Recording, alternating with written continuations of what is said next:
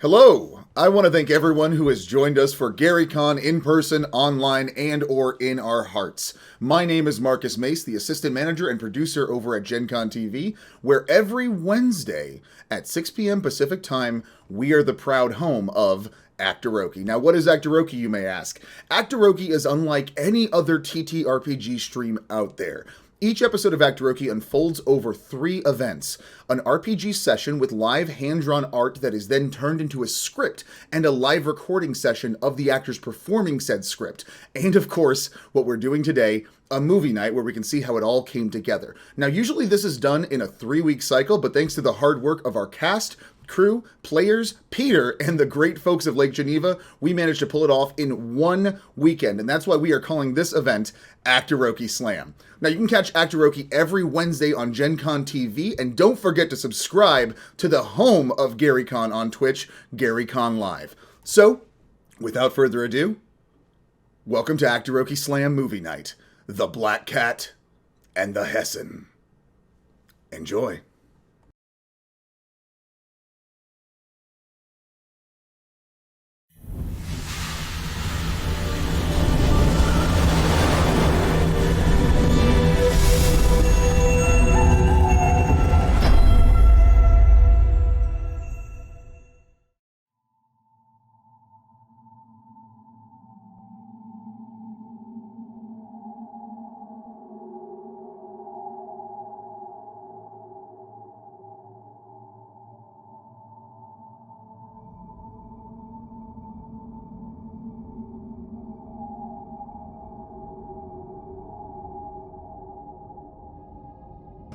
Track down and kill Heinz, the Hessian.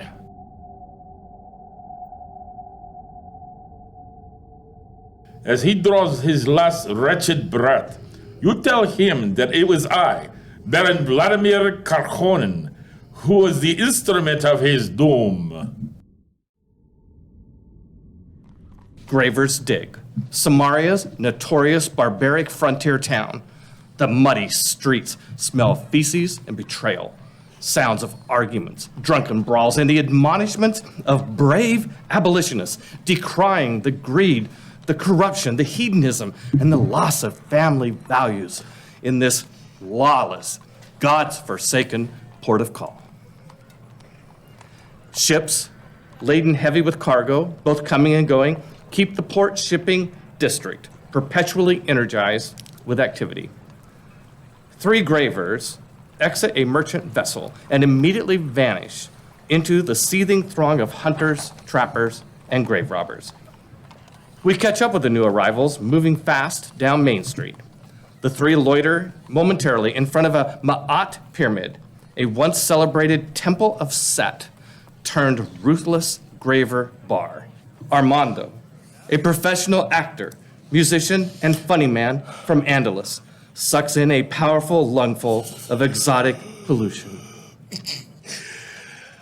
Ah, yes, the sweet aroma of Graver's Dig. So good to be back. Sir Foley Harberton, professionally known as the Black Cat, is an Amiens swashbuckling fencer, judging by his flamboyant attire and the rapier at his side. It looks like my kind of town. Maeve, a Dorian lady in a graceful long frock, moves proudly. At a glance, she seems oddly out of place in this cutthroat town, but behind her, an unnatural cold shadow follows. Point me to an alley that doesn't reek of your cologne. Why, Maeve? Nothing hurts quite like the truth, especially from a friend. The Hessian, remember, we have a job. This is my town. We'll find him. And if we can't kill him, The Baron's instructions were quite clear. Beaten severely and la mort.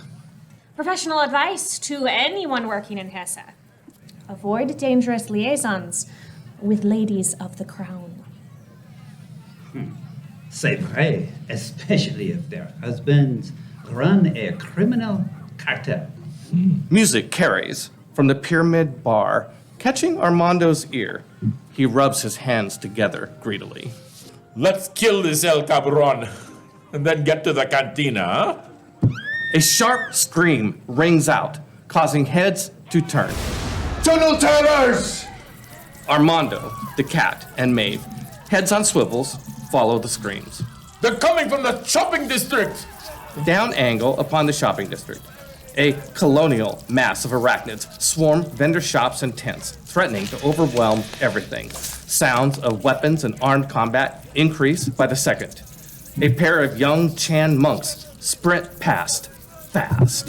What are the points on tunnel terrors this week? Oh, is this normal? Cheat. Only lack of normal is normal in Graver's Dig. Gravers pour out of the pyramid bar, eager to get into the action. Good Lord, this is my kind of town. The cat yanks his rapier and stabs an approaching spider. The entire town is beset upon by eight-legged friends. Tunnel terrors by the hundreds burrow up through the ground, attack, spinning webs, and feed as if some horror from below has pronounced judgment on this city of wickedness. Nearby, 3 tunnel terrors burst up through the ground. Our heroes jump into the fray. Oh, thank Easter. They're only the baby variety. Babies? More like juveniles. Juveniles these days, always terrorizing.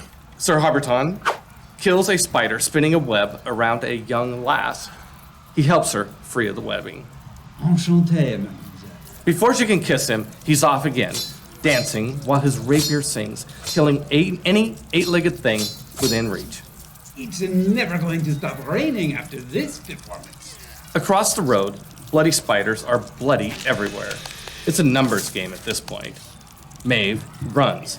Armando doesn't notice Maeve's dire predicament. He only has eyes for...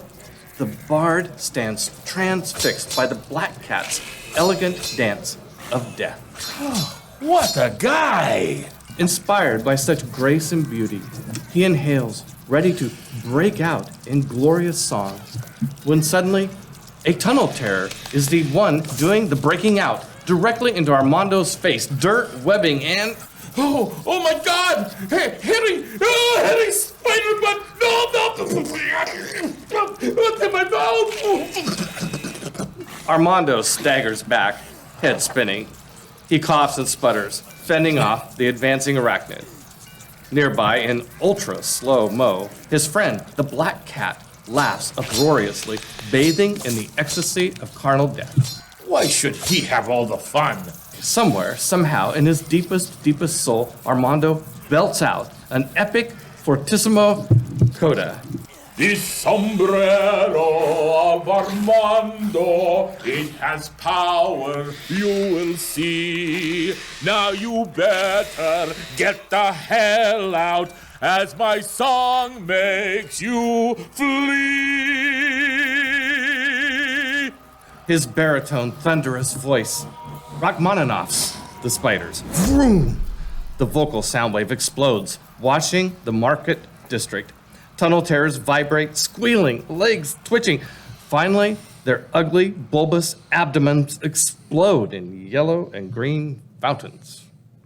It's over! A little while later, the 3 friends reconvene. That was a jolly good outing. I need a holiday here more often. The black cat cleans green spider goo from his rapier. I tell you one thing. I have been to a pocket universe. I have killed 12 men. I have played Envigi with a demon. I have even been to the Garnon Dream Festival. The moral of this story is I am fantastic. Maybe if we're lucky, the damn spiders killed the Hessen, and we can immediately retire to the cantina, huh? I wouldn't count on that. Why do you say that? Well, during the fight, I saw that rat bastard the Hessen disappear into that tent right there. The black cat takes off running toward the tent. The tent that says dogs? That man has far too much energy. Maeve and Armando follow. The black cat approaches a large round circus tent, faded and weather-beaten, with a ramshackle sign, Dogs. Pro tip, whenever you play Dungeons & Dragons, ask your dungeon master if you can buy a dog. Best 25 gold pieces you'll ever spend. A large and imposing black as sin bull mastiff with red eyes is tied securely outside the flap with hulking iron chains. A sign hangs from his neck, "Beware of unruly." Eats everything, including customers. The Hessian emerges from the tent flap and spots trouble in the form of a rapier-wielding Sir Foley Harberton. Defend yourself, Putain, from me. From you? Me? Who are... Vladimir Karhonen sends his regards. Scheiße. The Hessian quickly withdraws back inside. The duelist pushes past Unruly and through the flap.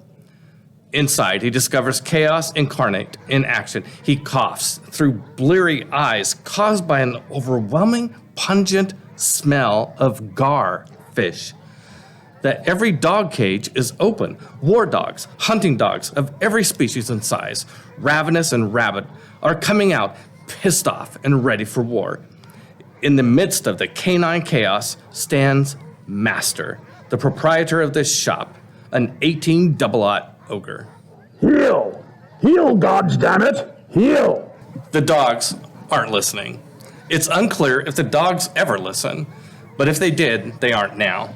Maeve and Armando enter the tent and choke on the fume. Where is the Essen? The ogre spins angrily at the newcomers. If you hurt my dogs, I hurt you.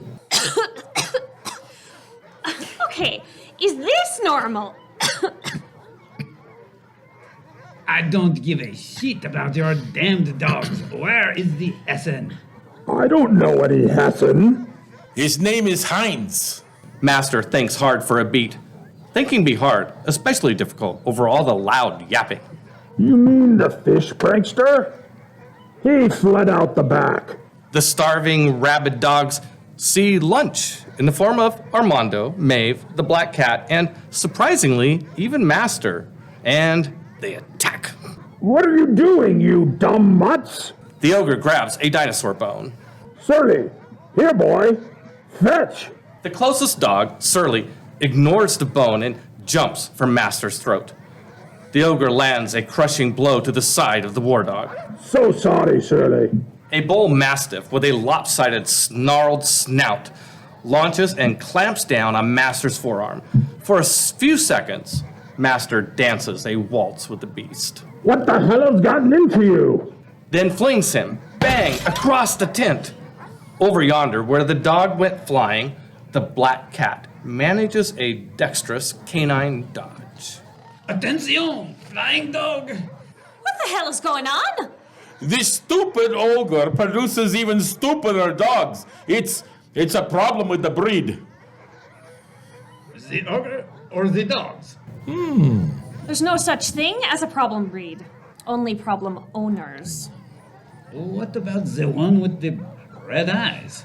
I mean, even hellhounds have their place.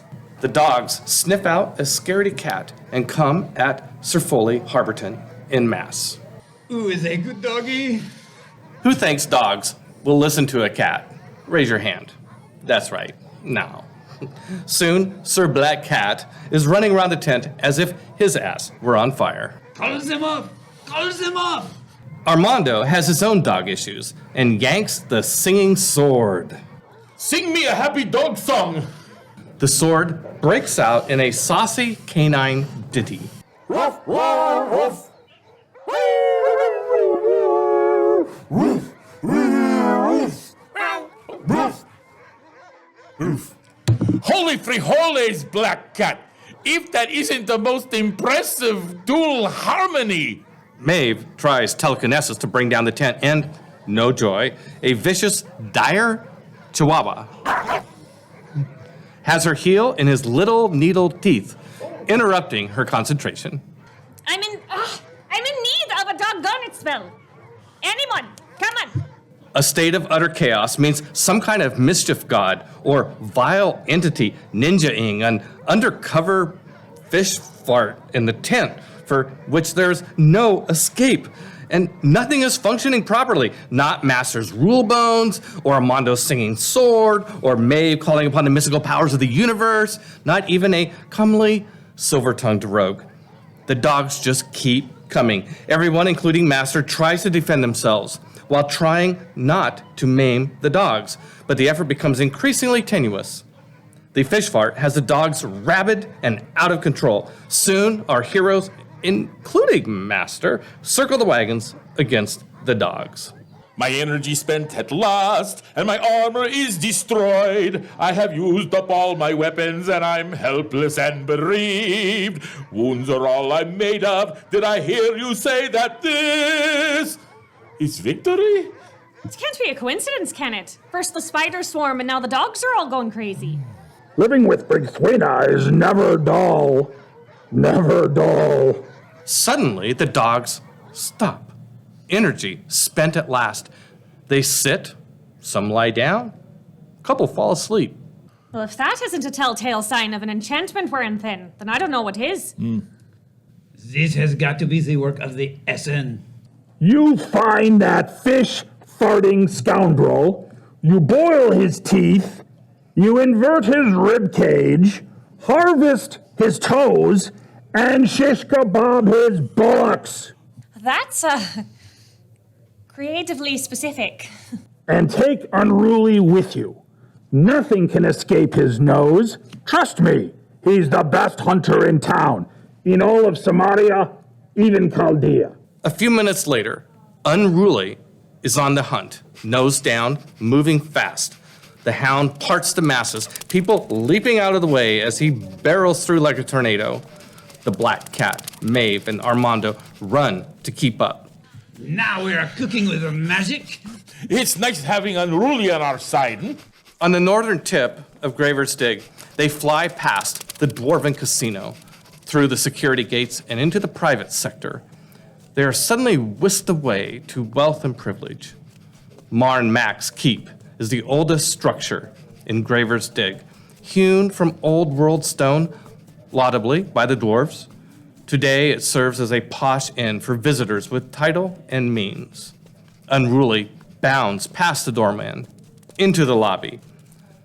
Wealthy business folk and socialites stare in disbelief at the red-eyed monster. Sorry, we're through the business. Maeve gives her colleagues a sheepish frown before mounting the stairs, trying to keep up with the eager hunter, which leads them to their very own suite. Unruly crashes through the door, catching the Hessian red-handed. Maeve comes in first, followed by the cat and then Armando. In ultra-slow motion, the Hessian spins and turns over an ornate hourglass. But before that happens, with cat-like reflexes, Sir Foley Harberton slides in. No, no, no. We cannot have you doing that, monsieur. His slide carries him past the Hessian, nabbing the hourglass. Gott in Himmel! Because of your nefarious, philandering ways, the Baron Karhonen has hired me. Us? You have soiled his wife's reputation and good name. He is not at all pleased. There has been a misunderstanding then. My name is Le Chat Noir. You have displeased the Baron? Prepare to die. What do you want? I can give you anything. Money, power, me. Oh, must we kill him? He's much too pretty, huh? Yes, perhaps a pretty boy has a pretty purse. We're supposed to start with the beating and then the death. Remember? If you were to, say, pay us just a bit more, maybe we could forego the beating and the killing. That is ridiculous. You would, of course, have to disappear and never show that pretty face anywhere in Hesse ever again. That despicable Baron. If you had spent any time in Hesse, you would know that the Karhonens are masters of treachery. They cannot be trusted. This is not helping your case. You are a rare beauty, my good man. And I would hate to see such chiseled cheekbones and luscious skin turn into the undead. Nothing stays dead in this town. Your love-making skills are renowned. The world needs more love, right? The black cat and Maeve nod in agreement, having no idea where this is going. Well, I am rather short on cash. May I perhaps interest you in My body? Or these fabulous magical items? My parlay hourglass or my getaway gar? He pulls, like a rabbit out of his hat, a 2-foot-long gar fish out of his pocket, quite alive and flapping about. Is that a fish in your pocket? Or are you happy to see me? Yes. Well, if placed in the wrong place, it can give off the wrong impression. Or the right one, depending on your mood. You did witness its power in the dog tent, yeah? Oh, or we could kill you and just take both. Now, Maeve, we are honorable cutthroats after all. But I just want... I could just kill...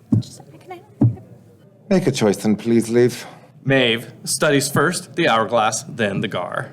So, what exactly do they do? The hourglass forces parlay for as long as there is sand. But the getaway gar, which I believe is Cthulian, causes grand chaos on a colossal scale. So this gar goes into a bar, and the barkeeper says, "Why the long face?"